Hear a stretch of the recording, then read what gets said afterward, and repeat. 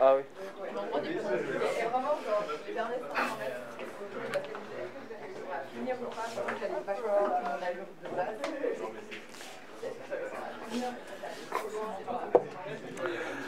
Allez, reprenons.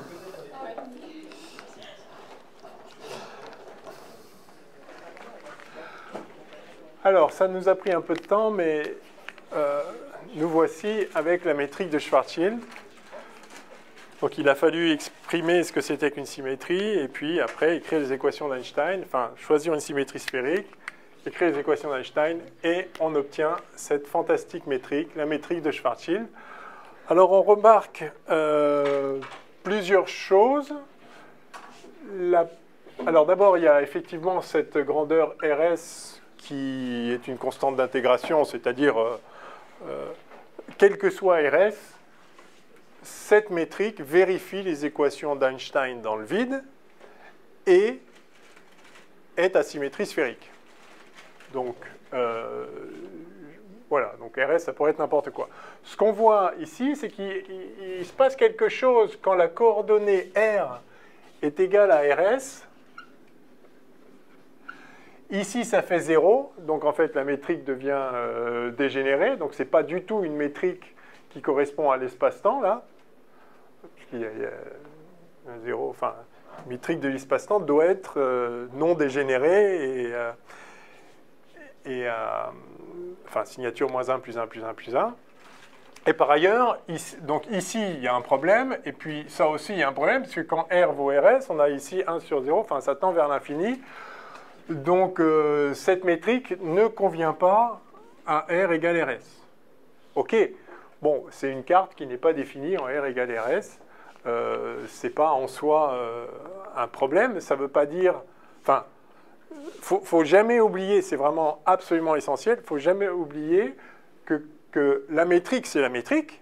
Elle est ce qu'elle est. Ça, c'est ses coefficients dans une certaine base... une certaine base de... Enfin, voilà. C'est la base des xi croix des xj, d'accord, hein, je vous rappelle que G, c'est Gij, voilà. Donc, si vous l'écrivez dans la base de l'espace des tenseurs de rang 0,2, vous avez des coefficients comme ça, mais parce que vous avez fait le choix d'une carte particulière x, donc ici, la carte x, enfin, ou les x mu, je ne sais pas comment vous voulez, c'est donc TR, θ phi, c'est une carte particulière. À aucun moment, il faut imaginer que la carte, c'est le territoire. C'est-à-dire que vous avez fait une carte, vous avez une variété qui est l'espace-temps. Et puis, vous regardez dans une carte, à aucun moment, il ne faut imaginer que nécessairement la carte couvre l'ensemble de l'espace-temps. Quand vous avez une sphère, vous savez bien que c'est une variété de dimension 2, une sphère standard, ça. C'est une variété de dimension 2. Vous pouvez faire une carte. C'est le principe d'un atlas au sens originel du terme. Vous avez la Terre et vous faites des cartes de la Terre. Il n'existe pas de carte qui couvre toute la Terre. Donc il n'y a rien d'extraordinaire à ce que une carte que vous utilisez pour représenter le monde, c'est-à-dire pour passer de M, si ça c'est la variété M, dans Rn, ici R2, si c'est dimension 2, cette carte-là, à aucun moment, il n'a été dit qu'elle devait couvrir toute la carte, et ne serait-ce que pour une bête sphère à la surface de la Terre, il n'existe pas de carte qui couvre tout l'espace-temps. Donc, OK, cette carte-là a un problème en R égale RS. Ça ne veut pas dire qu'il y a un problème particulier, ça ne veut pas dire qu'il n'y a pas... que si on change de carte, hein, par exemple, si vous prenez une carte qui couvre le pôle Nord, mais qui couvre tout, sauf qui est obligé de laisser un trou vide pour le pôle Sud, à ce moment-là, vous pouvez écarter la surface de la Terre et la mapper sur un plan. Et vous allez dire, ah, mais il y a un moment, ça va diverger quand vous arrivez ici. Oui, ok, ça ne veut pas dire que ce point-là est particulier. C'est juste qu'il faut prendre une autre carte. La carte n'est pas adaptée. Si vous prenez une carte, enfin bon, vous voyez ce que je veux dire. Si vous prenez une carte, ce n'est pas adapté pour couvrir le pôle sud. Ok. Inversement, vous pourriez prendre une carte qui est très bien adaptée pour couvrir ici, mais qui ne serait pas adaptée pour couvrir ailleurs. Bon. Donc, en l'occurrence, le fait qu'il y ait un problème en R égale RS veut juste dire que, a priori, veut juste dire que votre carte, elle ne permet pas forcément de couvrir toute la variété, mais soit peut-être que c'est toute la variété, et que le domaine de variation de R, c'est uniquement R, donc RS inférieur à R, inférieur à plus l'infini, why not, peut-être, mais ce n'est pas parce que ça diverge ici quand R égale RS qu'il y a un problème. Et en l'occurrence, il n'y a pas de problème, mais on n'y est pas encore. L'autre chose ici, c'est que, par contre, a priori, cette partie-là qu'on a obtenue à partir d'une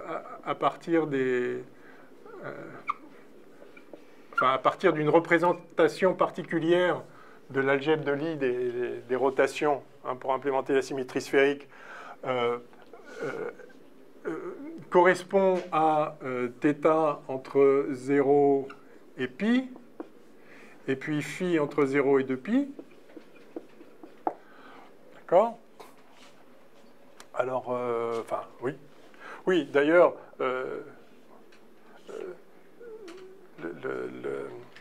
pour une carte, vous faites une carte d'un ouvert. Donc, vous ne pourriez pas faire ça, sinon il y a une discontinuité, parce que quand vous arrivez à 2pi, c'est le même point, donc il y aura un problème de continuité. Donc, de toute façon, ça ne couvre pas non plus, strictement parlant, ça ne couvre pas non plus toute la sphère ici. Hein, mais rien n'empêche de vous retirer un méridien et ça vous fait une carte. Si vous voulez regarder ce qui se passe ici, bah, vous prenez une autre carte qui retire un autre méridien et puis tout va bien. Donc vous voyez qu'il faut faire attention, la carte, ce qui se passe dans la carte et ce qui se passe dans le monde, ce n'est pas nécessairement pareil. La carte est une image d'une partie du monde. Bon. Donc cette métrique vérifie les équations d'Einstein dans le vide pour une distribution de matière et donc une métrique à symétrie sphérique. Très bien. Mais on constate effectivement qu'on ne peut pas utiliser cette carte en R égale RS puisque ça ne colle pas. Bon, très bien. Il est peut-être un peu troublant néanmoins que donc pour R plus grand que RS, il y a zéro problème. Et si vous regardez, pour R plus petit que RS, strictement, en fait, il y a zéro problème non plus. Puisque si R est plus petit que RS, alors la seule chose qui se passe, qui est assez intéressante, c'est que si R est plus petit que RS, ça devient négatif. Et ça devient positif. Ce qui est l'opposé si R est plus grand que RS. Et donc, en fait, cette métrique, pour R plus petit que RS, elle continue à vérifier les équations d'Einstein. Et elle continue à être à symétrie sphérique. Enfin, on l'a obtenue comme ça. Donc, elle ne fonctionne pas, cette métrique, pour R égale RS, mais elle fonctionne pour R plus grand que RS, et elle fonctionne pour R plus petit que RS. Le seul truc, c'est que pour R plus petit que RS, vous voyez que c'est ce terme-là qui est positif et ce terme-là qui est négatif. Donc, en fait, la variable R ici, c'est la variable temporelle pour R plus petit que RS. Enfin, c'est une variable de genre temps, si vous voulez.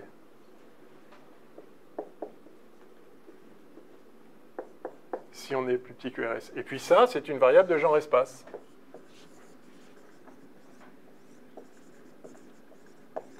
Alors, c'est ça qui fait dire à certains qui aiment bien les mystères pas chers, qui leur fait dire « Ah, mais quand on traverse le rayon de Schwarzschild, l'horizon du trou noir, le temps devient de l'espace et l'espace devient du temps. Ah, qu'est-ce que c'est ?» Non, le temps, c'est le temps, l'espace, c'est l'espace. Le temps, c'est ce qui est... une variable de genre temps a le signe moins dans notre choix de convention. Évidemment, on pourrait renverser tous les signes, hein, mais une variable de genre temps a le signe opposé des trois variables d'espace et inversement. Donc, c'est simplement, effectivement, cette carte particulière, pour R plus petit que RS, le R ne désigne pas une variable temporelle. Mais il y a une chose qu'il faut absolument sauter de l'esprit, c'est que, sous prétexte qu'on l'a appelé R, ce R représente la distance à un centre. Non. Ce R est une coordonnée. C'est une coordonnée d'une carte. Et c'est la coordonnée pour laquelle la métrique s'écrit comme ça. R n'a aucune raison d'être la distance au centre. Et d'abord, quel centre?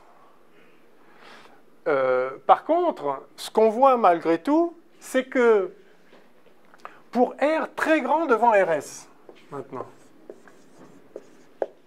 pour R très grand devant RS, qu'est-ce qui se passe? Eh bien, pour R très grand devant RS, la métrique G, elle tend vers moins dt croix dt. Hein, si carrément je mets R qui tend vers l'infini. D'accord? Ça fait ça, plus 1 moins 0, 1 sur 1 moins 0, voilà, donc plus dr croix dr, plus R2 dθ croix dθ, plus R2 sin carré θ, dφ croix dφ. Pour R très grand devant RS, voilà la métrique. Et cette métrique, on la connaît. Ça, c'est état mu, c'est état. La métrique de Minkowski. Okay. Donc, il est vrai qu'à grande valeur de R, on a ici la métrique de Minkowski en coordonnées sphériques, bien sûr. Autour du point de coordonnées R égale 0. Oui, autour du point de coordonnées R égale 0. Enfin, je pourrais remplacer tout ça par dx croix dx plus dy croix dy plus dz croix dz. C'est la même chose, vous faites un changement de variable de coordonnées sphériques, coordonnées cartésiennes, et ça vous donne ça. Donc, cette métrique a une propriété très importante qu'on appelle la platitude asymptotique. Hein, c'est-à-dire que l'espace-temps décrit par cette métrique est asymptotiquement plat. Asymptotiquement plat. C'est comme ça qu'on dit. C'est-à-dire que quand R tend vers l'infini, eh bien, ça tend vers la métrique de Minkowski, la métrique la plus simple de l'espace-temps plat. Bon. C'est-à-dire que si vous calculez là le tenseur de courbure, le tenseur de Riemann, IJKL, eh ben, ça fait 0 partout. Okay. Donc, très bien. Cette métrique, c'est intéressant. C'est vrai que pour R grand devant RS, elle ressemble à quelque chose de connu, qui serait une métrique de l'espace-temps de Minkowski, et à ce moment-là, R, ce serait bien la distance à une origine qui est précisément le centre de la symétrie sphérique, puisque on connaît bien ça, encore une fois, c'est égal à ça, avec R au point 0, 0, 0, dans la carte x, y, z. Donc, si vous êtes à grande distance, oui, vous pouvez parler d'un centre, et R représente bien la distance à ce centre. Mais si vous êtes si vous n'êtes pas très très loin, R n'a aucune raison de représenter la distance à un centre. Comment vous calculeriez la distance d'un point à un autre? Déjà, il faudrait désigner l'autre point, mais l'autre point, ce serait R égale 0. Ah oui, mais là, R égale 0, c'est pareil. Ça n'appartient pas à cet espace-temps. Le point R égale 0, vous voyez que ça diverge. Et ça aussi, alors vous me direz, ça diverge et ce dénominateur, ok, donc du coup ça s'annule, lui s'annule et lui diverge. Donc le point R égale 0, il n'appartient pas à l'espace-temps, de toute façon. En tout cas, Oui, enfin, il n'existe pas dans la carte, il ne fait pas partie de la carte. Il y a peut-être un point de l'espace-temps vers lequel tend les points associés à ces coordonnées-là, tr, θ, phi, quand r tend vers 0.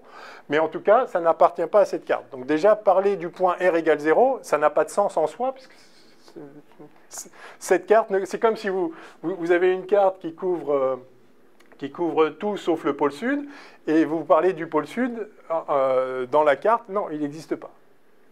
D'accord. Alors, pourquoi je dis tout ça? Parce que donc, R n'est pas la distance à un centre. R s'interprète comme la distance au centre quand on est très très loin, quand on est dans une région où R est grand devant RS, et à ce moment-là, on retrouve quelque chose à quoi on est habitué, un espace-temps plat, enfin Minkowski, asymétrie sphérique autour d'un certain centre. Très bien. Par contre, ce que vous pouvez dire, et ça c'est intéressant, oui. Ici, R c'est la distance. Enfin, pas justement, mais du coup, ici, R c'est ici, en fait, il représente quoi? R c'est une coordonnée. Alors, c'est une coordonnée qui, à très grande distance, lorsque cette coordonnée est grande devant RS, se comporte comme une distance à un point particulier désigné quelque part dans l'espace, effectivement, qui serait le centre de la distribution de masse.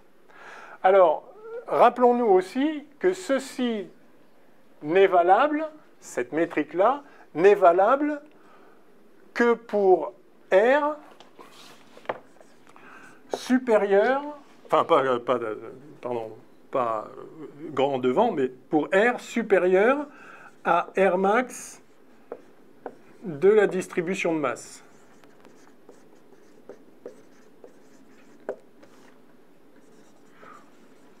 Pourquoi? Parce qu'on a dit qu'on était dans le vide. Donc on a dit, OK, il y a une distribution de masse à symétrie sphérique, mais on est à l'extérieur. Donc déjà, il y a un problème en RS, potentiellement. Avec cette carte, il y a un problème en RS, mais est-ce que c'est possible que R soit égal à RS, sachant que R, de toute façon, doit être plus grand que R max? Alors, en général, non, mais pour ça, il faut déjà que je donne le lien entre RS et ce qui fait office de masse, donc je ne vais pas dire ça tout de suite. Je note ça dans un coin. En tout cas, ça c'est vrai, puisqu'on s'est mis dans le vide, donc R ne peut pas être plus petit que R max. En particulier, de toute façon, avec cette carte, R ne peut pas être égal à 0, puisqu'il faut bien que... Enfin, non, sauf... Non, pardon, je retire ça, parce que justement, il ne faut pas supposer que R soit la distance à un centre. J'y viens après. Ce que je voulais dire là, oui, c'est que... Donc on a un problème en RS, mais en fait, c'est peut-être juste un problème de la carte. Très bien. On a un problème en 0, mais c'est peut-être juste un problème de la carte. Alors comment savoir, enfin une façon simple de voir si on a un problème avec la carte ou si on a un problème avec le monde, enfin avec l'espace-temps, s'il y a un souci sur l'espace-temps ou s'il y a un souci dans la carte, à ce moment-là on change de carte, il n'y a plus de problème. Une bonne façon de faire, c'est de regarder la courbure. Alors en particulier, on peut regarder la courbure de Ricci, il y a d'autres types de courbures, je ne rentre pas dans les détails. Et ce qu'on voit, c'est qu'en R égale RS, il ne se passe rien de spécial. La courbure, vous pouvez calculer, par exemple, la courbure de Riemann, vous pouvez regarder la courbure de Ricci a fortiori, mais cette courbure, ou une autre courbure que je peux définir, je n'en parle pas ici, ne tend pas vers l'infini, il n'y a rien qui diverge lorsque R tend vers RS. Le comportement est bon, enfin est normal. Il ne se passe rien de spécial. En revanche, quand R tend vers 0, alors là, la courbure associée à cette métrique, parce que quand vous avez la métrique, vous pouvez calculer la courbure qui en découle, et ça diverge quand R tend vers 0. Et donc là, il y a un vrai problème physique. La courbure diverge, et donc, si vous voulez, la densité de masse va diverger, densité d'énergie. Et donc, il y a un vrai problème en R égale 0, tant qu'il n'y a pas de vrai problème ici. En l'occurrence, on peut effectivement faire un changement de variable, c'est-à-dire un changement de carte, tout bête, qui sera plus TR θ phi, mais qui sera autre chose. En fait, vous pouvez laisser θ phi et vous faites un changement de variable entre R et X, tel que cette partie de la métrique s'écrive d'une autre façon, où il n'y a absolument aucun problème. Aux coordonnées, donc vous définissez un grand T et un grand X, si vous voulez, ou un grand R, je ne sais pas. Je ne vais pas les appeler T et R, je vais les appeler U et V, par exemple. Juste pour se retirer de la tête qu'il y a le temps et le rayon, justement. Vous pouvez réécrire la métrique comme étant GUU DU croix DU plus GVV DV croix DV plus la même partie ici, ça change pas. Enfin oui, le R va être changé parce que le R est plus là, vous allez avoir un R en fonction du UV. Enfin, vous avez une métrique comme ça et il n'y a aucun problème au point de coordonnées R égale RS et puis T quelconque, ça va vous donner des nouveaux U et V et il ne se passe rien. Donc vous avez une meilleure carte, vous avez une carte qui n'a pas de problème en R égale RS. Donc le problème en R égale RS ici, il n'existe pas. Enfin, il existe dans la carte, mais c'est parce qu'on a pris une carte qui diverge à ce point-là. D'accord? Rien ne m'empêche, si je prends le plan ici, je prends des coordonnées x, y comme ça, je vais couvrir l'ensemble du plan, comme ça, donc chaque point du plan va avoir une certaine coordonnée, mais je peux choisir une carte qui, je ne sais pas, qui donne... voilà, je peux changer...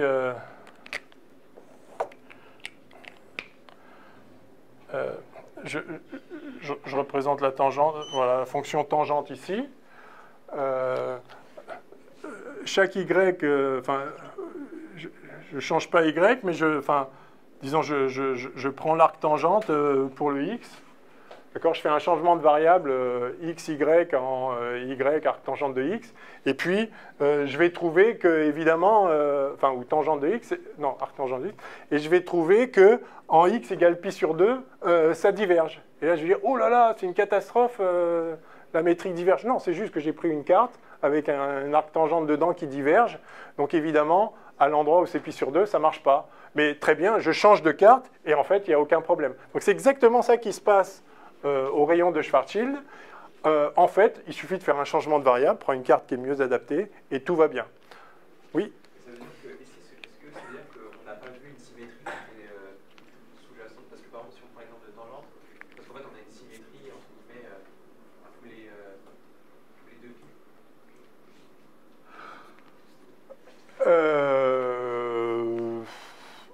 Oui, enfin, je vous donne une carte. Je vous donne une carte avec ces variables-là, et vous allez voir que cette carte décrit l'espace-temps dans son domaine de définition, et vous voyez qu'il y a un endroit, il y a une divergence. Bon, ben, ça veut dire que c'est la limite de votre carte. Vous voyez, non, c'est pas tellement qu'il y a une symétrie dessous. Parce que là, j'ai pris un truc périodique, mais vous pouvez prendre n'importe quelle fonction, vous la faites diverger en un point comme vous voulez, quoi.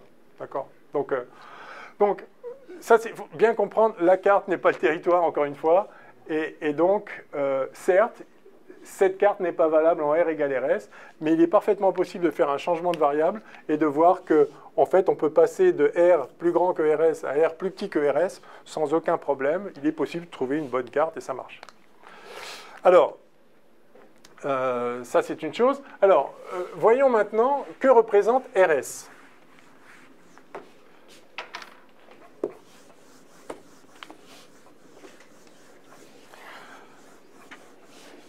Alors, on peut voir ça de deux façons différentes, mais vu qu'on a déjà fait le boulot la dernière fois en regardant la limite newtonienne des équations d'Einstein, de la relativité générale, on avait vu que pour décrire qu'on pouvait décrire la gravitation newtonienne.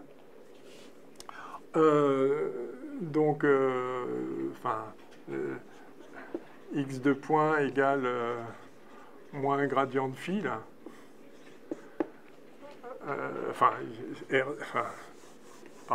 Xi de point. Donc, moins...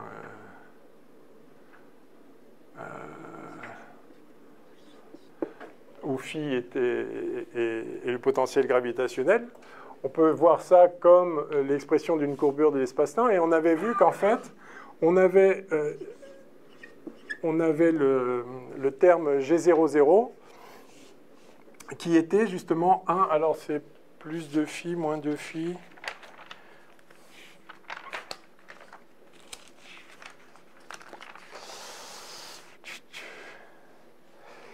Plus de phi, alors moins 1 parce que c'est négatif, plus 2 phi, et si on met les facteurs C, c'était ça. Ce qu'on avait obtenu la dernière fois, où phi, Laplacien de phi égale 4 pi g rho, densité de masse. Donc ça, c'est la gravitation newtonienne, vous vous rappelez, on avait vu ça.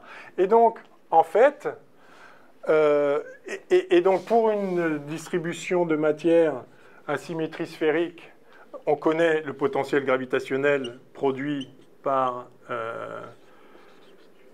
une masse, qu'elle soit ponctuelle ou à symétrie sphérique, c'est pareil, c'est le théorème de Gauss. On a phi qui vaut moins Gm sur R, d'accord, de sorte que... Oui, le gradient de phi, ça fait Gm sur R2, et donc moins le gradient de phi, ça fait bien moins Gm sur R2, qui est bien le champ gravitationnel. Et donc, en fait, on peut tout de suite identifier, dans la limite newtonienne, pour un champ faible, donc si on a une masse quelque part et qu'on se met très très loin, on sait par la gravitation newtonienne dont les équations d'Einstein, qui sont une limite de l'équation d'Einstein en champ faible, on a fait tout ça la dernière fois, on peut identifier ce terme-là à celui-ci, et donc là on a en fait moins 1 plus Rs sur S, qui vaut moins 1 plus 2 phi sur C2, et donc vous voyez que Rs égale 2 phi sur C2 petit r, et phi c'est ça. Et donc, alors j'ai un problème de signe moins.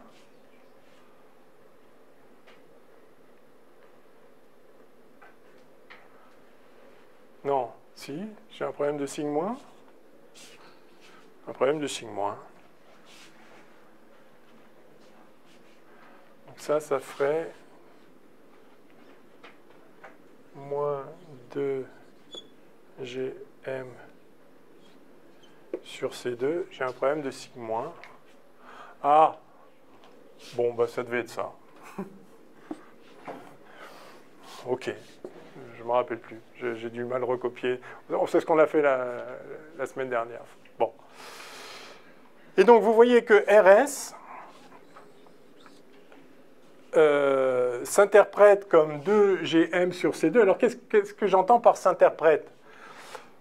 Donc, j'ai constant de gravitation, M la masse. Alors, je n'ai pas parlé de masse ici. J'ai juste dit, j'ai une distribution. C'était bien ça? Ok, merci. J'ai juste dit qu'on avait une distribution à symétrie sphérique de matière et qu'on était en dehors de cette matière, puisqu'on était dans le vide. Et je vois que la métrique qui en résulte est nécessairement de cette forme-là, sauf que je sais que... Et donc, à cette métrique est associée un champ gravitationnel, puisque cette métrique est la métrique d'un espace-temps courbe, ce n'est pas l'espace-temps plat. Si vous calculez la courbure de ça, vous allez avoir des... on l'a vu, RTT, RRR, RTR, etc. Donc vous avez un tenseur métrique, un tenseur de courbure qui n'est pas nul. Donc il y a une courbure associée à ça. Et donc la courbure, c'est précisément ça, la relativité générale, induit des effets gravitationnels. Et ce que vous voyez, c'est que pour R grand devant RS, ces effets gravitationnels sont les effets gravitationnels standards, newtoniens, que produit une masse m qui vaudrait RSC2 sur 2G. OK.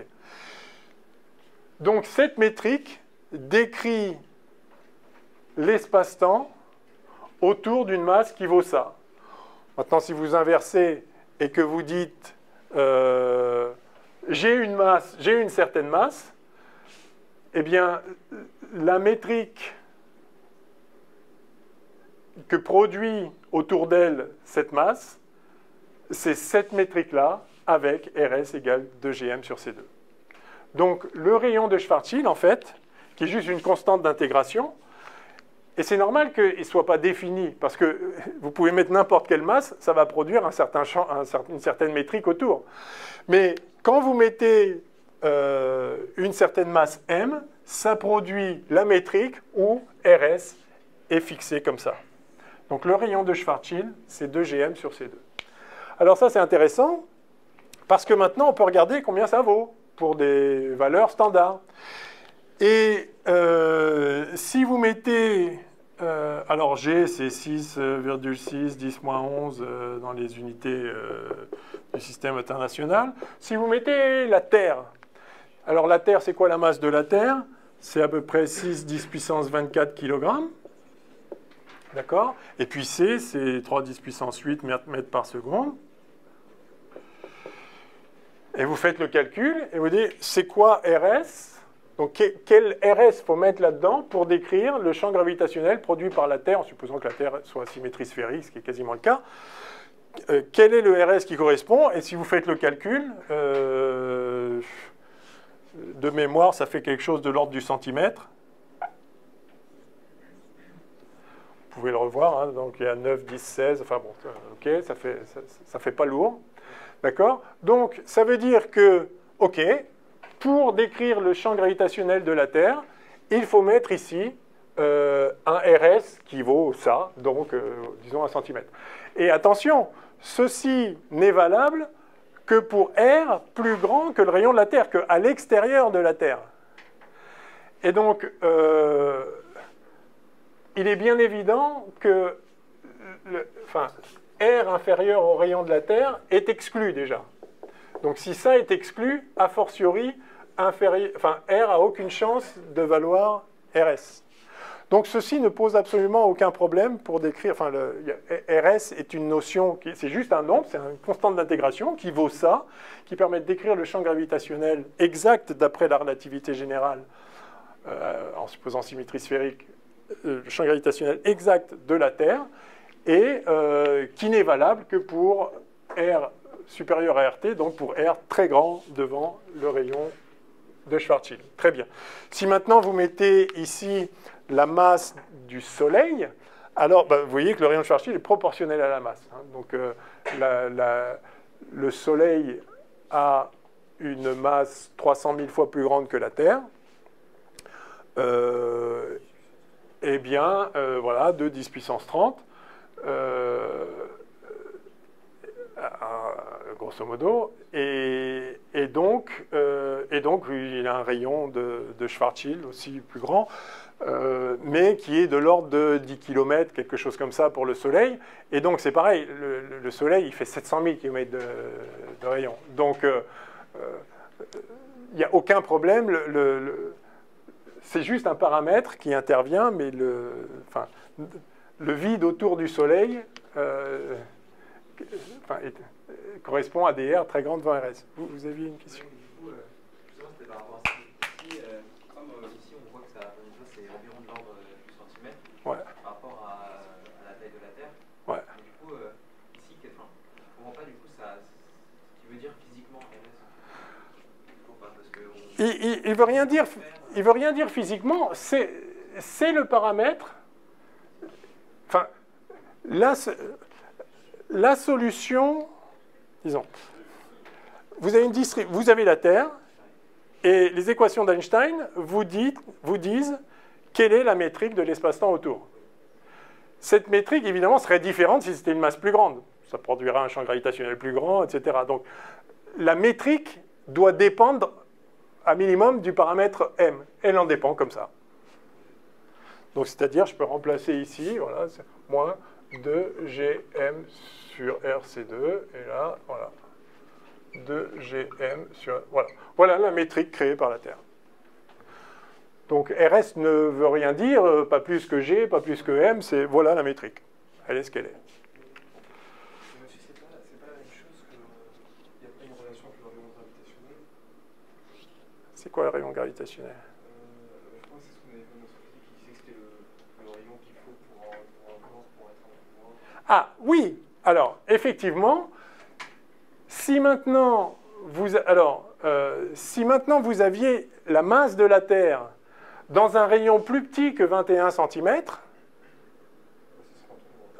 pourquoi 21? C'était à peu près un rayon plus petit qu'un centimètre. Voilà. À ce moment-là, effectivement, il serait possible d'être en dehors de la surface de la Terre, tout en étant plus petit que 2gm sur C2. Et là, du coup, vous auriez quelque chose de spécial, potentiellement, en R égale 2gm sur C2, puisqu'il serait possible d'atteindre cet endroit-là. Si la Terre a un rayon plus grand que de l'ordre du centimètre, vous ne pouvez pas être à cette variable-là, à R équivaut ça. Si la masse de la Terre était concentrée dans un point, alors oui, il serait possible d'être là. Et alors là, il y a un phénomène de trou noir qu'on peut décrire. C'est-à-dire qu'il y a un horizon, on va y venir un peu plus tard, si on a le temps. Mais oui. Du coup, parce que si on change notre métrique, on n'a plus tout ce problème. Ouais. Du coup, par rapport à ce que vous dites, parce que là, je vois qu'il y a une divergence, il y a une divergence en gros en R égale RS. En R égale RS, et si on change de métrique, on n'a plus cette divergence. Ouais. Par rapport, du coup, on n'a plus de problème. Pourquoi est-ce qu'on se... On n'a plus de divergence, mais changer la métrique ne va pas changer les géodésiques. D'accord? Donc, le fait objectif avec les trous noirs, c'est que si vous êtes à une certaine région de l'espace-temps, aucune géodésique de particules massives, et même aucune géodésique nulle, de particules de masse nulle, enfin, ouais, aucune géodésique ne peut partir d'un point de cette région pour aller à un point de R plus grand que RS. Donc c'est en ce sens-là qu'il n'y a rien qui sort du trou noir parce qu'il n'y a aucune géodésique qui y va. Y compris une géodésique de masse nulle. Donc, voilà. Et donc ça reste un fait objectif. Par contre, il n'y a pas un problème avec... c'est pour ça qu'on peut traverser l'horizon d'un trou noir, c'est aucun problème, il ne se passe rien. D'accord? Juste, on ne peut pas ressortir. Ouais, ok. Mais je vous fais remarquer que on vient tous ensemble de traverser une certaine ligne de l'espace-temps qui était la ligne t égale 11h30. On vient tous de la traverser. On ne pourra plus jamais en ressortir. On ne pourra jamais se retrouver de l'autre côté. On ne pourra pas se retrouver dans une région de l'espace-temps où t est 11h22. Donc, vous voyez, horizon, ok. On passe notre temps à traverser des horizons, qui sont des cônes de lumière. Enfin, disons, dont on ne peut pas sortir. On ne peut pas sortir de notre cône de lumière, jamais. Mais là, il se passe effectivement que les cônes de lumière, dans cette métrique-là, sont courbés de telle façon que ce qu'on appelle l'espace... enfin, voilà, on n'est plus libre de se balader n'importe où dans l'espace. Mais quand vous êtes quelque part, même dans l'espace-temps de Minkowski, avec un cône de lumière, vous êtes là, donc avec le temps ici, enfin, où c'était et x comme ça, quand vous êtes là, vous ne pouvez pas vous retrouver là. Non, vous ne pouvez pas vous retrouver là. Donc, ok, et vous pouvez faire plein de choses ici. Bon, ben, quand vous avez un trou noir, quand vous êtes dans une certaine région, ben, il y a certaines régions qui sont inaccessibles. Alors, donc, c'est pas ça en soi qui est vraiment spécial. Ce qui est vraiment spécial, c'est que effectivement, quand R tend vers 0, vous avez vous avez une divergence qui est une divergence réelle, qui n'est pas annulable par un changement de coordonnées. Comment le savoir? Simplement parce que la courbure explose. La courbure devient infinie. Et la courbure, c'est un truc objectif. Ce n'est pas lié à une carte. La courbure, c'est un certain tenseur. Alors, elle a certains coefficients dans une certaine carte, certains coefficients dans une autre. Mais si un tenseur est nul, vous pouvez changer de carte, il sera nul. S'il est infini, vous pouvez changer de carte. Ça diverge, ça diverge. Et donc, il y a une singularité. Et en fait, dès lors que toutes les lignes d'univers qui traversent l'horizon du trou noir finissent, au bout d'un temps fini, dans une singularité. Cette singularité est dans le futur de n'importe quelle ligne d'univers, dans un futur à brève échéance, c'est-à-dire à un temps fini. Bref, alors, revenons... Oui. La distribution de masse dans le trou noir, elle n'est pas non plus quasi en un point. Enfin, je veux dire, comment on peut dire qu'il y a une singularité si on considère une métrique qui est valable que en dehors du rayon de distribution de masse? Alors ça, il faut regarder la formation d'un trou noir, ce qui n'est pas quelque chose de forcément simple. Et si vous supposez, par exemple, un effondrement à symétrie sphérique, une étoile qui s'effondre sur elle-même, alors vous pouvez avoir une explosion de supernova, mais si l'étoile est suffisamment massive, à la fin, ça s'effondre sur soi-même. Et en fait, vous pouvez voir que toutes les lignes d'univers, vous prenez chaque atome de l'étoile qui s'effondre, sa ligne d'univers finit sur la singularité en un temps fini. Et donc, vous avez cette singularité qui est là. Et si vous avez un effondrement à symétrie sphérique, ça restera à symétrie sphérique, mais tout finit dans la singularité. Mais sortons du trou noir, si je peux dire. Revenons à la métrique de Schwarzschild, qui est valable, de toute façon, qui est valable pour R plus grand que le R max de la matière, à l'extérieur de la matière. Donc, sauf cas exceptionnel, mais qui existe dans la nature, c'est ça qui est extraordinaire, sauf cas exceptionnel, ce R max, de toute façon, est déjà lui-même grand devant RS, donc il n'y a aucun problème de savoir ce qui se passe en R égale RS. Il ne se passe rien de spécial en soi, mais il y a quand même un horizon qui se manifeste, très bien. En tout cas, si on prend la Terre, si on prend le Soleil, si on prend n'importe quel corps qui n'est pas justement un trou noir, le rayon de la distribution de masse qui produit cette métrique est bien plus grand que RS. Donc, soit.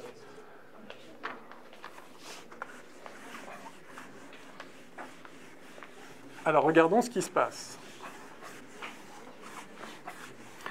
Alors, il y a une chose intéressante, c'est de regarder les observateurs stationnaires.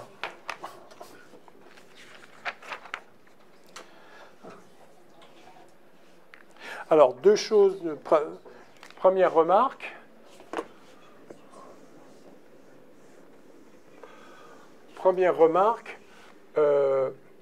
T et phi sont des coordonnées cycliques.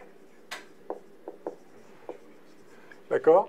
Aucun des coefficients de la métrique ne fait intervenir T et phi. Par conséquent, on a déjà deux vecteurs de Killing qu'on connaît bien. D sur dt, noter K, et D sur ds, sur des phi, que je vais noter S, comme spin peut-être si vous voulez. Donc ça, ce sont des vecteurs de Killing, des champs de vecteurs de Killing. On dit souvent vecteur au lieu de champ, mais c'est des champs bien sûr. OK? OK, c'est un fait. Bon, ben ça, c'est intéressant. Alors, ce n'est pas surprenant, hein, puisqu'on a implémenté la symétrie avec D sur des phi. On a exigé ce champ de Killing dès le départ. Mais celui-là, par contre, c'était une surprise. On a découvert que c'était nécessairement stationnaire. Alors, prenons un observateur stationnaire. Je ne sais pas où j'en suis, petit b, je ne sais pas.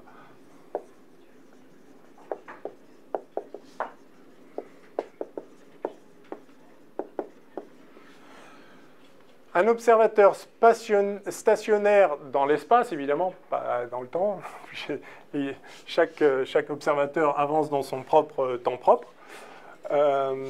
Mais donc, je me mets en R égale un certain rayon, R1, R0, θ égale θ0, phi égale phi0. Et je peux m'interroger sur le lien entre le temps propre de cet observateur et la variable t. Est-ce que t, c'est la variable temps propre de cet observateur? Non, certainement pas. Par contre, pour R grand devant Rs, donc très loin de la masse, à l'infini, on a vu que G, c'est état, G mu nu égale état mu nu, si vous voulez, et donc T représente le temps propre, donc d'un observateur à l'infini. Enfin,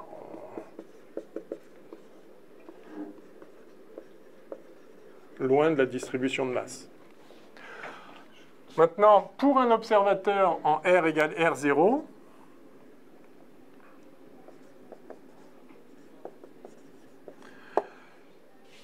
quel est le quadrivecteur vitesse de cet observateur que je suppose stationnaire? Il est là et il ne bouge pas. Alors, rendez-vous bien compte, bien sûr, qu'un observateur qui est en R égale R0, θ égale θ0, phi égale phi0, et qui ne bouge pas, disons, qui ne bouge pas dans ces variables-là, évidemment, t augmente, un observateur qui est là et qui ne bouge pas n'est pas une géodésique. Enfin, sa ligne d'univers n'est pas une géodésique. Il est stationnaire. S'il se laissait tomber, justement, il tomberait. Hein. Donc là, il est obligé de se propulser pour résister à l'attraction. Il y a une attraction vers R égale 0, là. Et donc, cet observateur qui est stationnaire n'est pas en chute libre. Néanmoins, donc, il a un certain vecteur, quadrivecteur dans l'espace-temps, qui a pour coordonnées dt sur dτ,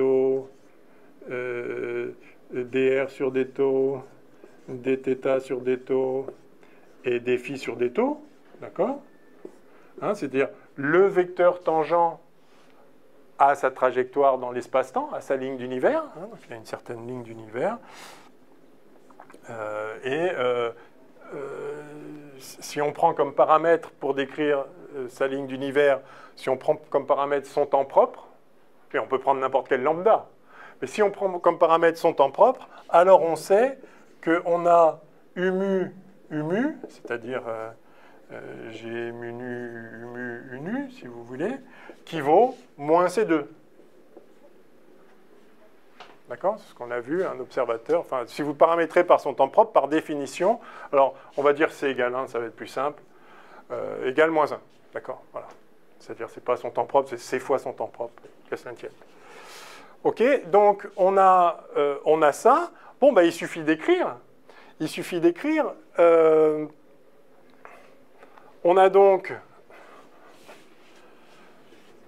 Alors, G U mu... que vaut ça? Alors, U mu, c'est dt sur dτ, ok, pour l'instant, je peux rien en dire de plus. Et puis là, c'est 0, 0, 0, c'est la définition de stationnaire. R égale constante, θ égale constante, phi égale constante. Donc voilà son quadrivecteur vitesse dans la carte T, R, θ phi dans la carte qui donne la métrique de Schwarzschild. Et donc, il suffit d'écrire ça. G mu nu, U mu, U nu. Le seul U mu qui est non nul, c'est T. Donc ça, en fait, c'est égal à G, T, T, dt sur dτ fois dt sur dτ, donc si vous voulez au carré. Et GTT, c'est quoi? Bah, GTT, c'est ça. D'accord? Donc, en fait, on a... voilà, donc c'est égal à... Je l'écris en toutes lettres, donc ça fait moins 1, moins 2 GM. Sur C2, on dit que C égale 1. Voilà, donc sur R0, l'endroit où il se trouve, fois dt sur dτ au carré. égale moins 1. Et par conséquent,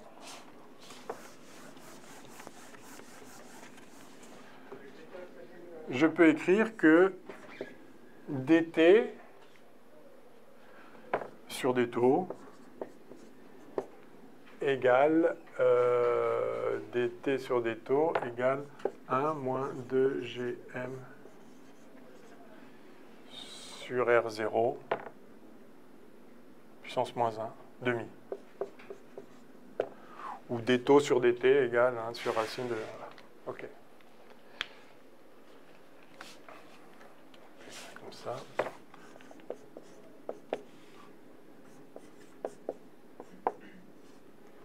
Je vais l'écrire comme ça. RS sur R0. Alors là, on entend souvent dire à nouveau des bêtises, à savoir que... attendez, je l'ai mis dans le mauvais sens ou... Non, c'est bon. Ça, c'est vrai. Donc, dt...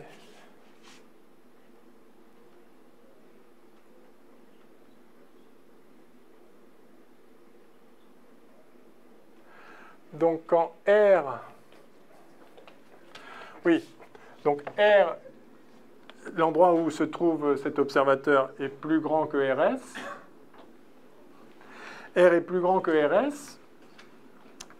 Donc ça, c'est bien plus petit que 1, comme il se doit. Et donc... Oui, c'est ça. C'est plus petit. Oui, c'est ça. C'est plus petit que 1, mais c'est 1 sur la racine de ce truc-là. Donc ça, c'est plus grand que 1. C'est plus grand que 1. Et, en l'occurrence, ça tend vers l'infini. Ça tend vers l'infini quand R0 tend vers RS. Vous voyez ça? Oui? C'est encore dt sur des taux, ça. Ah! Oui, oui, j'ai pris... Excusez-moi. Oui, alors justement, voilà. Oui, bon, c'est ça que je voulais. Oui, merci, merci. Donc ça, et ça tend vers infini. Et là, oui, des taux sur les 1. Donc là, il y a le plus maintenant. Voilà, c'est ça. Et donc ça, c'est plus petit que 1. Et ça tend vers 0 quand R0 tend vers R. C'est ça. Et donc là, on entend souvent dire des bêtises du type « Ah, quand on s'approche du rayon du trou noir, par exemple, quand R0 s'approche de RS,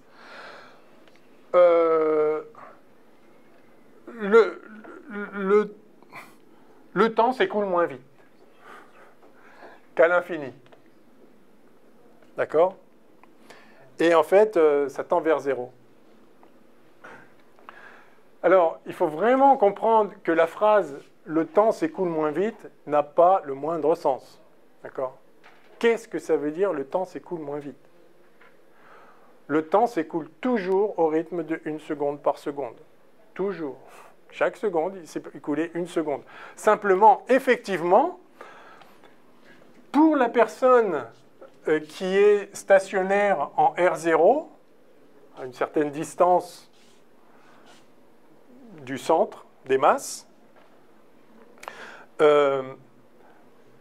pendant qu'il s'écoule, enfin, entre deux événements qui ont lieu en ce point-là et qui sont séparés de delta tau égale 1 seconde, donc qui correspondent à cet observateur qui vit 1 seconde, donc chaque seconde de la vie de cet observateur correspond à une variation de la variable t qui est plus grande. Et lorsque l'observateur stationnaire se rapproche du trou noir, c'est-à-dire vous prenez un observateur stationnaire quasiment à la frontière, sur le rayon de Schwarzschild, alors pendant qu'il s'écoule 1 seconde pour lui, enfin, 1 seconde plus tard de son temps propre, il se retrouve à une variable t qui est beaucoup plus tard. Enfin, qui est beaucoup plus grande. Mais la variable t, précisément, n'est pas le temps de cet observateur. Donc alors, on dit la variable t, c'est le temps d'un observateur à l'infini. Oui, si un observateur est à l'infini, alors t, c'est son temps propre. Mais c'est son temps là-bas. c'est pas son temps à un endroit où il n'est pas. Ça veut rien dire. D'accord? Donc, c'est pas vrai que près d'un trou noir, le temps s'écoule moins vite. C'est complètement faux. C'est une bêtise absolue. On l'entend beaucoup dire, c'est pour ça que j'insiste un peu. Le temps s'écoule toujours à raison d'1 seconde par seconde. Simplement, effectivement, on a ça. Alors, qu'est-ce qu'on peut faire de ça? Eh bien, ce que vous voyez, c'est que U mu, ici, donc U mu, c'est dt sur dt 0, 0, 0, s'il est stationnaire. Et donc ça, son U mu, c'est donc, maintenant on l'a calculé, dt sur dt, c'est donc, je le réécris, c'est donc en fait U mu égale 1 moins 2gm sur R0 fois C2 que je ne mets pas, puissance moins 1,5 fois, et donc c'est la preuve, fois d sur dt. Voilà le vecteur U mu. OK? Ça, c'est U mu. Bon, bah, très bien. C'est le vecteur vitesse de l'observateur situé à cet endroit-là et qui n'en bouge pas, c'est-à-dire qu'il se propulse pour y rester, il est stationnaire là. Voilà son vecteur vitesse dans la carte de coordonnées, enfin dans la carte T, R, θ phi. Bien. Alors, c'est là qu'on va ressortir ça et qu'on va déterminer le redshift gravitationnel. Parce que ça, c'est un vecteur de Killing. Ceci, c'est 1 moins 2gm sur R0 puissance moins 1,5 K, ce vecteur de Killing-là, d sur dt. OK? Enfin, du coup, Camus, si je prends U mu, d'accord? Enfin, U égale ça, voilà, U égale ça. OK. Très bien. Eh bien, maintenant, on va regarder ce qui se passe pour un faisceau lumineux, par exemple, qui tombe vers le trou noir. Et on va regarder ce que voit quelqu'un qui est situé à la distance R1, enfin, qui est situé, disons, en R égale R1, et puis quelqu'un qui se trouve en R égale R2. La quantité conservée le long... Alors, l'observateur lui-même n'est pas en géodésique. Encore une fois, si c'était une géodésique, il serait en chute libre et donc il tomberait. Là, il est stationnaire. Par contre, le photon, lui, suit une géodésique disons, une géodésique de vecteur tangent nul, mais il suit une géodésique avec quelle quadrivitesse P mu égale, en fait, P mu, la quadrivitesse, ou le quadrimoment, si vous voulez, la quadri-impulsion, je crois qu'on dit ça comme ça en français. La quadri-impulsion du photon, je la note comme ça. Ça décrit une géodésique, c'est-à-dire c'est le vecteur tangent à une géodésique qui est la géodésique suivie par le photon. J'envoie un rayon lumineux, j'envoie des photons, si vous voulez, on parle classiquement, j'envoie des photons qui ont cette quadri-impulsion.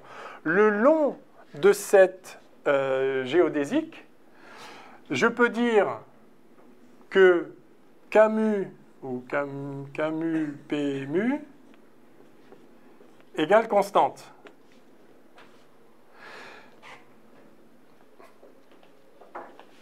Mais Camus, c'est... Camus, c'est rigolo.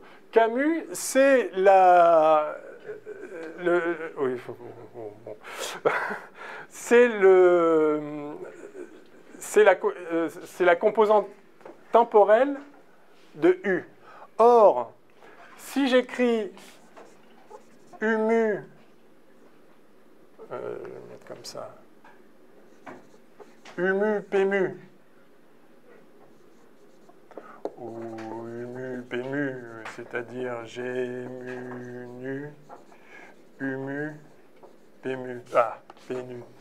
Ça, là, cet objet-là, j'ai écrit 3 fois la même chose. C'est quoi ça? Ça, c'est l'énergie du photon vu par l'observateur.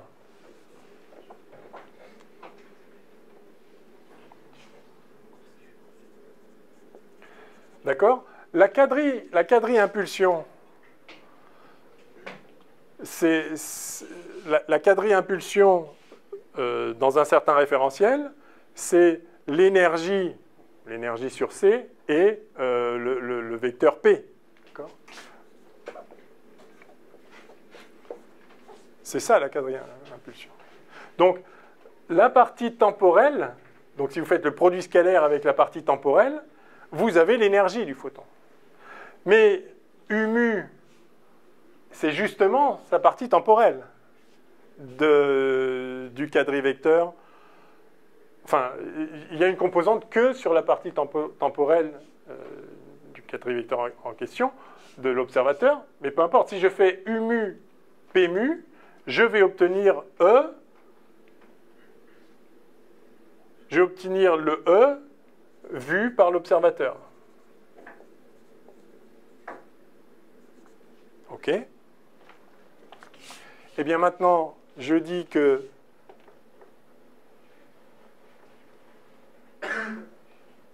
ça, c'est constant. Et... Allez, j'efface.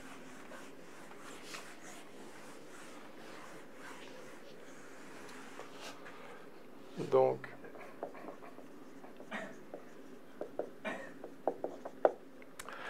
P mu K mu égale constante, et par conséquent,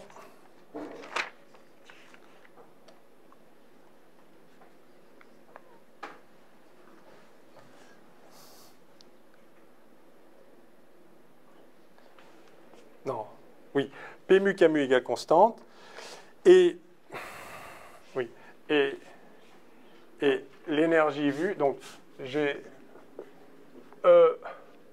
je vais appeler E1 l'énergie vue par l'observateur en R1. E1 égale U1, enfin,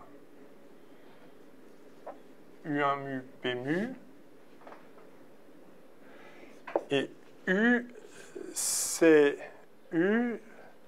ça, donc ça va être 1 moins 2 GM sur R0 puissance moins 1,5 mu sur R1 pour l'observateur 1 situé en R1, et j'ai E2 qui vaut U2 mu P mu, c'est-à-dire 1 moins 2 GM sur R2 moins 1,5 K mu P mu. OK?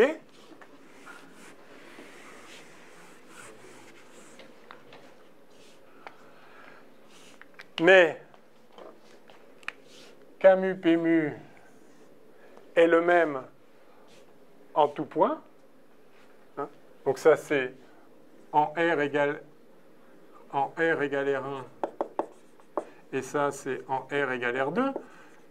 Mais puisque c'est un vecteur de Killing et qu'on est le long d'une géodésique, la trajectoire du photon, ceci se conserve.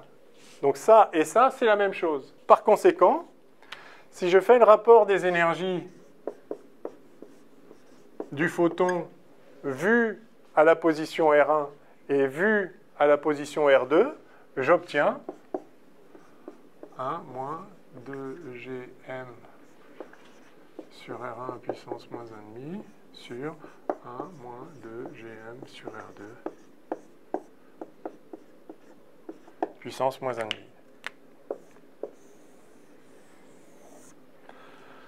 Ben voilà. Donc, si R1 est plus grand que R2, alors si R1 est plus grand que R2, alors ça,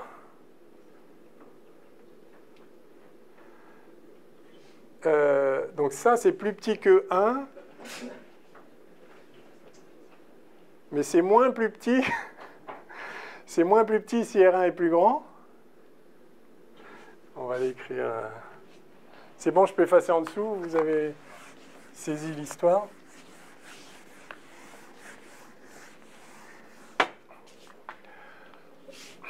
G1 sur E2 qui vaut donc racine de 1 moins 2GM sur R2 sur 1 moins 2GM sur R1. Donc si R1 est plus grand que R2, là on retire moins à 1 que là.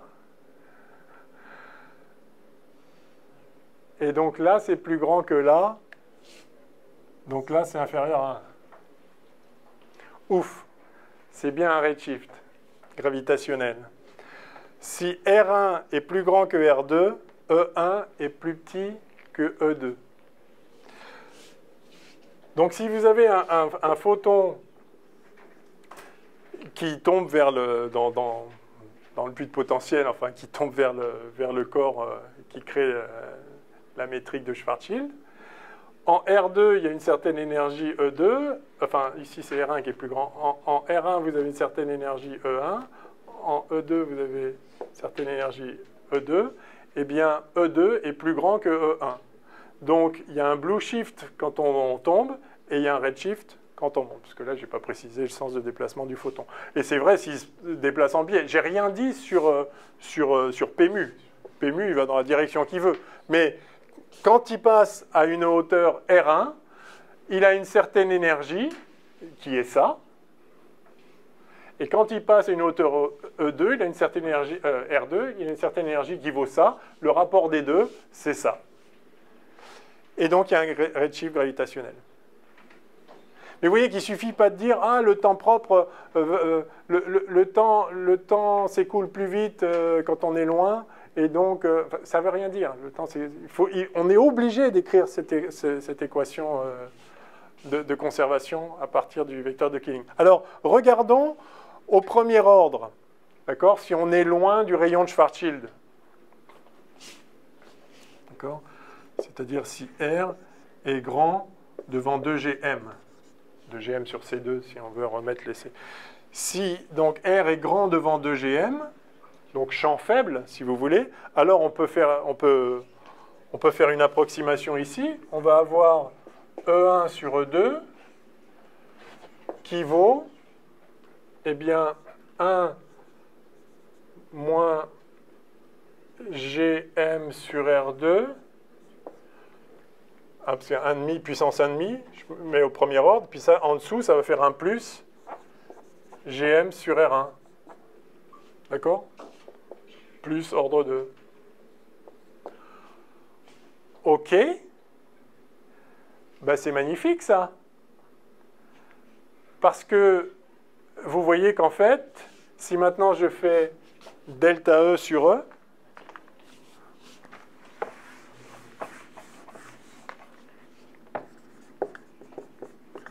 c'est-à-dire delta nu sur nu, puisque E égale H nu pour le photon. E1, donc je multiplie par E2, j'ai donc E1 moins E2 divisé par E2. Et donc ça va faire, 1 par 1, ça fait GM 1 sur R1 moins 1 sur R2, c'est-à-dire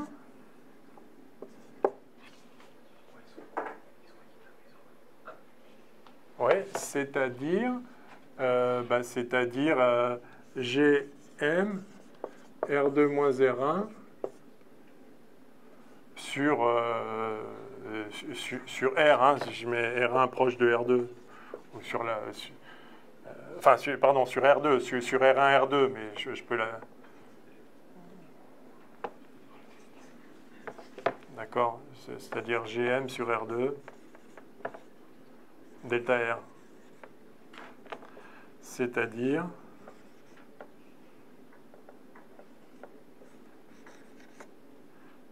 GMH sur R2, c'est-à-dire GM sur R2, c'est G, l'accélération petit g. Alors si on avait mis les sur C2 depuis le début, là,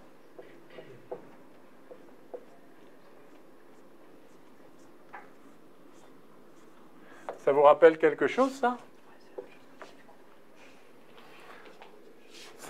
c'est ce que je vous ai fait retrouver dans le partiel, mais qu'on avait vu dans le premier cours, peut-être, ou le deuxième cours. C'est le redshift gravitationnel qu'on avait déduit simplement du principe d'équivalence, en se mettant, en prenant l'ascenseur accéléré et en voyant qu'il y avait un effet Doppler qui se manifestait si on passait du référentiel où il y a du champ au référentiel où il n'y en a pas, celui qui est en chute libre, et on avait obtenu exactement ça. Et c'est bien. Alors, la vraie valeur, c'est ça. Voilà, la vraie valeur, c'est ça. Mais en approximation en champ faible, ça donne ce qu'on attend par le raisonnement bête avec un champ newtonien. Voilà, donc c'est joli. Et vous voyez qu'effectivement, si R tend vers... si R2, c'est R2 qui est en bas. Oui. Si R2 tend vers le rayon de Schwarzschild, ça tend vers 0. D'accord ? C'est-à-dire que si vous envoyez un photon vers le haut, sa fréquence diminue, son énergie diminue. Si vous l'envoyez du rayon de Schwarzschild, enfin plus vous vous approchez du rayon de Schwarzschild, plus son énergie que vous voyez loin est diminuée, donc plus ça va vers le rouge, enfin vers l'infrarouge, vers les ondes radio, etc. Et à la limite, donc si vous avez un corps qui traverse le rayon de Schwarzschild en émettant de la lumière standard, vous allez la voir de plus en plus rouge jusqu'à une énergie nulle, mais en fait, vous ne verrez jamais le corps traverser le rayon de Schwarzschild parce que si vous êtes loin à l'infini, vous allez mesurer des delta t, et le delta t tend vers l'infini pour un delta tau donné, quand vous approchez du rayon de Schwarzschild. C'est ce qu'on a vu tout à l'heure. On avait dt sur d tau qui tend vers l'infini quand R tend vers le rayon de Schwarzschild, où tau, c'est le temps propre d'un observatoire au repos. Oui ? Ça veut dire que l'image est imprimée sur la surface de... Ça veut dire que les photons que vous allez recevoir, s'il envoie un pulse lumineux toutes les secondes, la personne qui traverse l'horizon du trou noir, vous allez recevoir, alors tant qu'il est loin du trou noir, vous allez recevoir les impulsions presque toutes les secondes, mais après de plus en plus éloigné, et puis de plus en plus rouge, et effectivement, asymptotiquement, il y aura un intervalle de temps qui tend vers l'infini entre deux photons, donc vous ne le verrez jamais traverser le trou noir. Vous ne le verrez jamais pour deux raisons. D'une part, parce que la longueur d'onde va devenir de plus en plus faible, donc, voilà, mais surtout parce que ça n'arrivera pas. Le pulse n'arrivera pas. Donc ça peut paraître un peu troublant, mais après tout, pas tant que ça. Si vous avez vu dans l'espace-temps de Minkowski les coordonnées d'un observateur uniformément accéléré. Ça vous dit, est-ce que vous avez vu l'accélération uniforme Minkowski, espace-temps plat, hein, d'accord? C'était. Est-ce que vous avez résolu le mouvement uniformément accéléré? Vous prenez un observateur.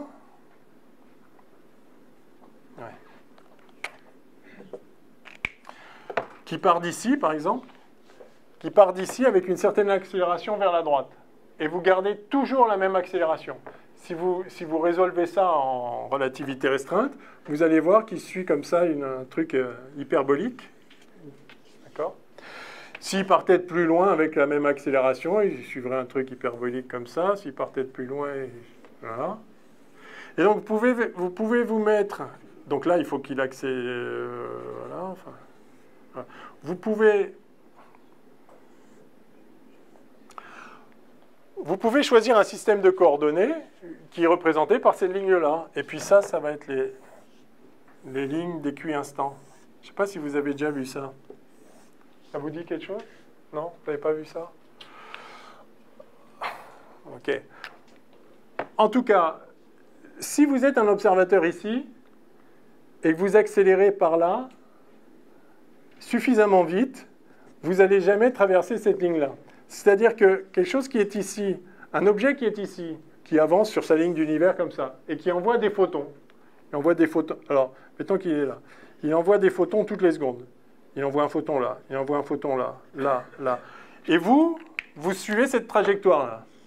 Au début, vous approchez, mais vous êtes accéléré toujours par là, avec une certaine accélération. Et donc, au début, vous allez très vite par là, comme ça, vous venez de l'infini, vous allez très très vite, et puis vous ralentissez, puisque vous êtes accéléré par là, vous ralentissez, et puis après, vous repartez de l'autre côté. Voilà. Donc ça, c'est une trajectoire parfaitement possible. Alors, un corps qui, donc dans ce référentiel, simplement est au repos, donc il suit sa ligne d'univers purement temporelle, puis il envoie des photons. Il envoie un photon là, il envoie un photon là, il envoie un photon là, il envoie un photon là. Alors, enfin, tu vois, ça fait des lignes à 45 degrés, là, on est d'accord. Enfin, il suit la géodésie. Je ne sais pas si je suis... Oui, ce n'est pas très 45 degrés, mais voilà, ça fait ça. J'aurais peut-être dû prendre... celle-là sera plus explicite. Voilà, cet observateur-là, donc j'envoie un photon comme ça, il le reçoit là. J'envoie une seconde plus tard, il le reçoit là. J'envoie une seconde plus tard, il le reçoit là, etc. Et puis celui-là, il ne le recevra jamais. D'accord. Ben, c'est exactement la même chose. C'est exactement la même chose qui se passe. Si vous accélérez suffisamment vite, un photon émis d'ici, enfin, vous allez échapper à ce photon. En fait.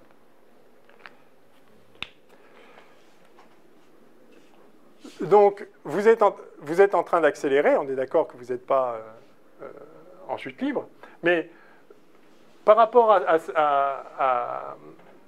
vous qui êtes en train d'accélérer, en fait, toute cette zone-là est inaccessible.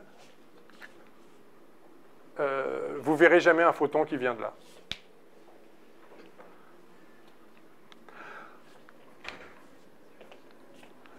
Alors, on peut choisir une carte d'un système d'unités, un système de coordonnées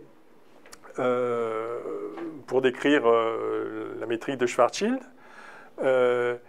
qui sont l'équivalent du passage aux coordonnées de ce système d'observateurs uniformément accélérés. Et donc, il y a des analogies à faire comme ça. Ça, c'est pas... là, on a eu un devoir de théorie des champs. Ouais. C'est pas l'espace de Wigner. Wigner. Je sais pas si c'est pas ça. C'est les coordonnées de Kruskal. C'est ça? Non? Alors, je ne sais pas. Quelle heure est-il? Alors... Ah ouais. Monsieur, ouais. Là, dans notre cas, on a quelqu'un qui est en chute libre et quelqu'un qui ne bouge pas à une certaine distance. Et du coup, si l'observateur stationnaire décide lui aussi de se laisser tomber, ah oui, oui. on revoit les photos. Ah oui, bien sûr, oui, oui.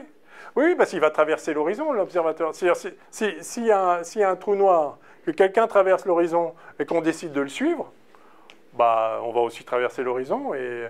Alors, une fois qu'on a traversé l'horizon, il n'y a pas beaucoup de temps à vivre. Hein. Si le trou noir est très massif, alors on peut tenir quelques jours.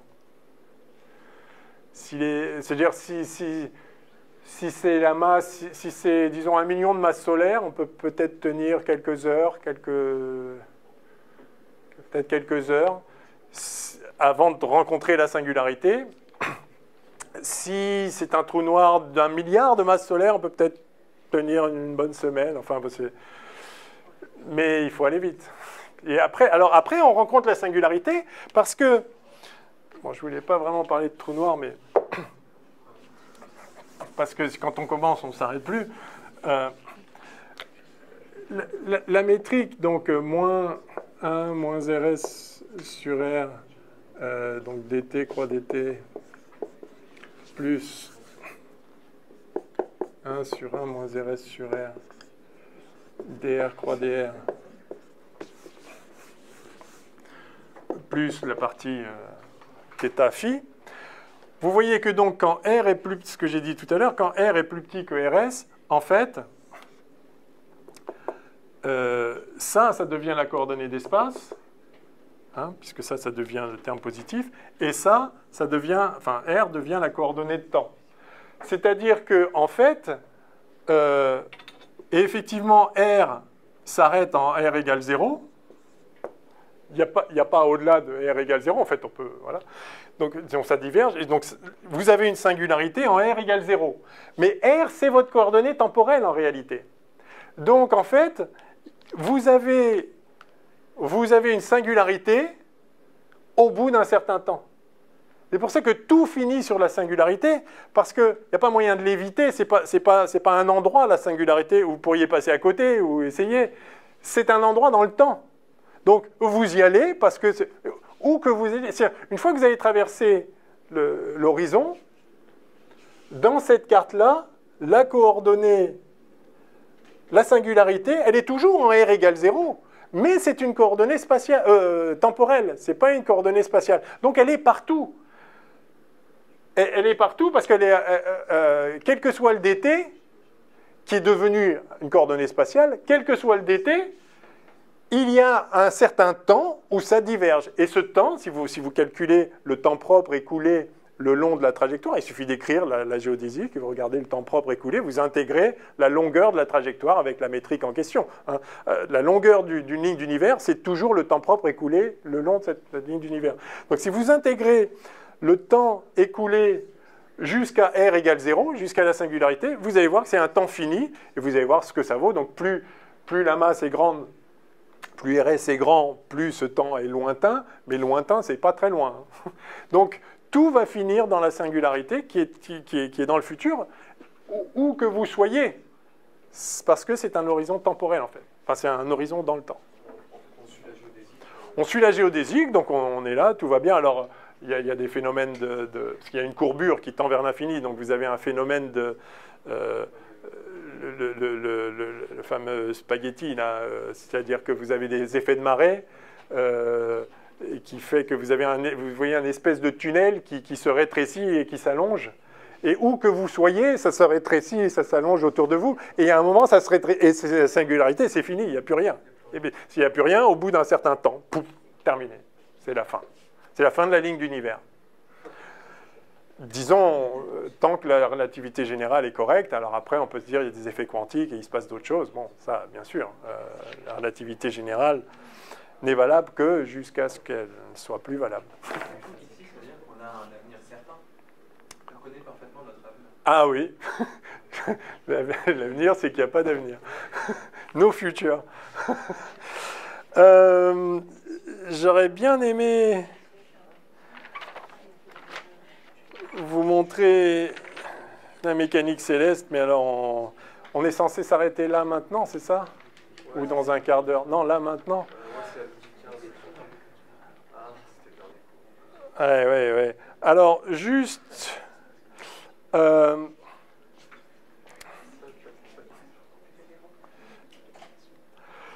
donc, on l'a vu, il y a un delta... Juste en un mot... Donc, on a delta tau sur delta t qui vaut racine de 1 moins 2 gm sur R, c'est 2 si on met les C. D'accord? Et donc, ça veut dire que... Donc ça, c'est ce qu'on a obtenu tout à l'heure. Pour le temps propre d'un observateur qui est au rayon petit r. Donc, temps propre.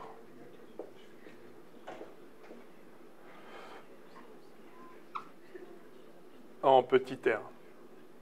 Ouais, enfin, oui. OK. Et donc, si vous avez... Alors, pensez au GPS maintenant. Vous avez des satellites. Vous avez des satellites qui vous servent à vous repérer. Donc, vous connaissez le fonctionnement du satellite. Vous avez plusieurs satellites qui ont une horloge interne très précise, qui ne se dérègle pas. mais qui sont soumises à la métrique là où ils sont, évidemment.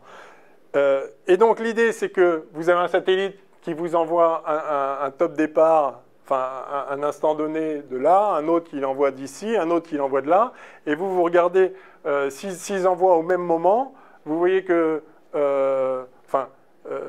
suivant l'instant, à un instant donné, vous recevez des différents satellites des bips qui sont partis à des instants différents, puisqu'ils sont plus loin, ça met plus de temps à venir, etc. Et l'idée, c'est que par triangulation, du coup, vous savez où vous êtes. D'accord. Simplement, chaque satellite, lui, il a son horloge très précise et il envoie des bips, mettons, toutes les secondes. Mais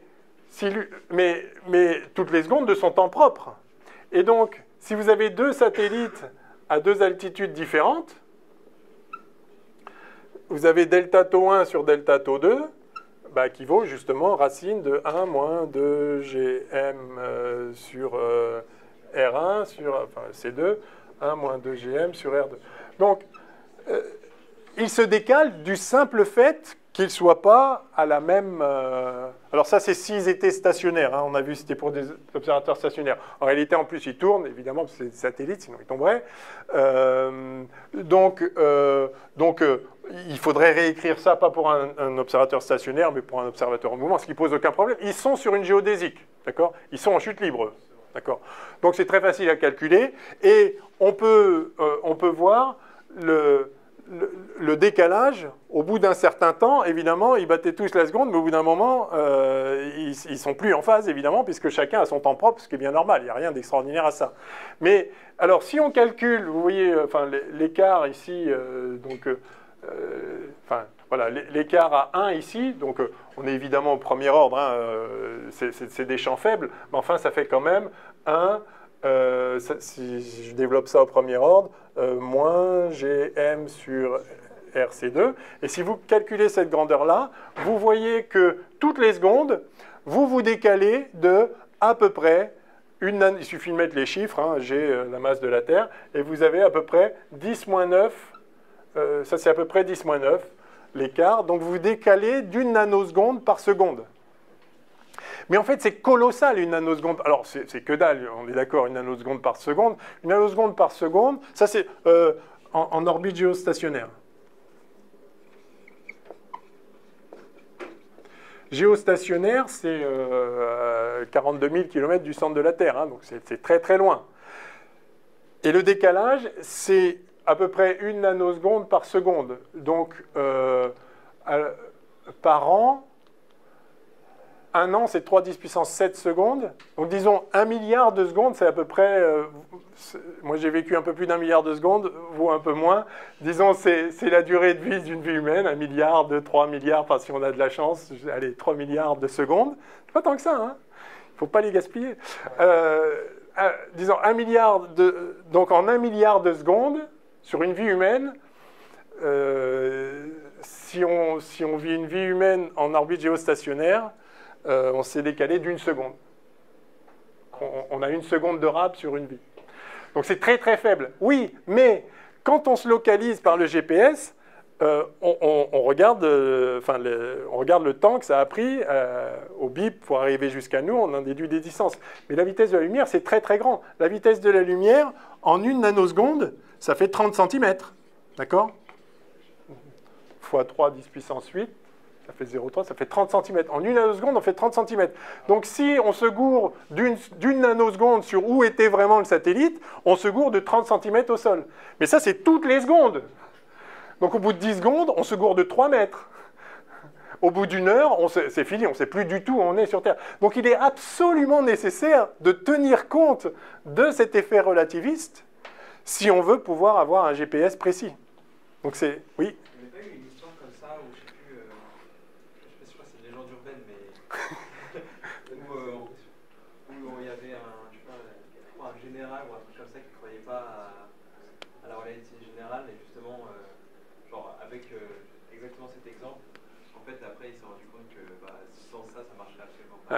Ah bah, je ne connais pas cette anecdote, mais elle me plaît. C'est bien possible. En tout cas, c'est la première application pratique de la relativité générale. Vous avez un GPS là-dedans. Sans la relativité générale, ça ne marcherait pas. Donc ça marche bien, en fait. Enfin, ça marche bien. Comme vous le savez, on peut se localiser très précisément, et ça prouve que la relativité générale est très très bonne. Alors, j'aurais bien aimé vous faire la mécanique céleste, mais... Et puis la cosmologie, et tout ça, et tout ça. Bon, c'est dommage. Peut-être l'an prochain, je m'y prendrai autrement, en faisant un peu moins de maths et un peu plus d'applications. Mais voilà, si c'était embarqué comme ça, c'est comme ça. Je pense que c'est quand même utile. En tout cas, vous êtes armés pour suivre, pour regarder par vous-même avance du regardez l'avance du périhélie de Mercure, regardez la cosmologie. Vous êtes armés pour ça maintenant. Vous êtes armés pour tout comprendre. Et je vous assure qu'on se fait plaisir. C'est beau la relativité générale. Et je pense que c'est important de comprendre les concepts. Après, vous verrez les applications. En gros, c'est une belle théorie. C'est une belle théorie. Belle théorie. C'est élégant, c'est élégant. Ouais. OK. Eh bien, fin du cours.